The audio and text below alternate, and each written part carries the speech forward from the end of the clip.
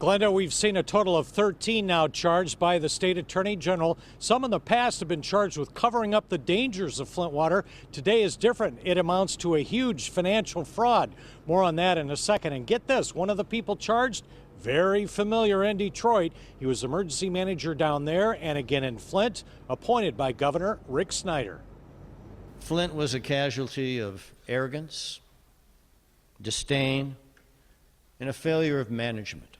Former Flint emergency manager Darnell Early, who would later run Detroit Public Schools as emergency manager, and before him in Flint, Jerry Ambrose, both running the city in receivership and allegedly getting millions from the state under false pretenses to prop up a new permanent water pipeline.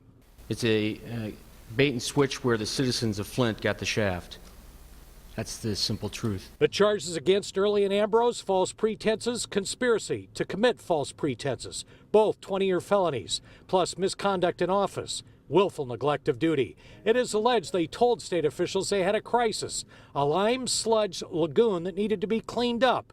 They got $85 million in state money, but instead used that to prop up what's called the Karagandhi water pipeline, being built from Lake Huron over to Flint to be a permanent replacement for Detroit water. That's one of the things we have talked about and fought for, is getting rid of this emergency manager law, because it has displaced the people. It's taken away our voice, our democracy. The charges against the two former city officials are the same: conspiracy and false pretenses in that same $85 million loan scam.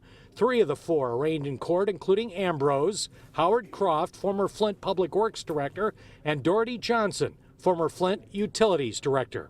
My question, I think the question is probably more so appropriate, is the state under enormous pressure to charge people, namely Mr. Johnson, because that's a consideration that I had. Now, Darnell Early was a no-show in court to face the charges. He could turn himself in tomorrow. Coming up next hour at 6, are state officials the next targets? How high does this go? Were they in cahoots with the emergency managers here in Flint? We'll see you next hour. Live in Flint, Jim Kurtzner, 7 Action News. All right, Jim, we'll look for your report at 6. Thank you much.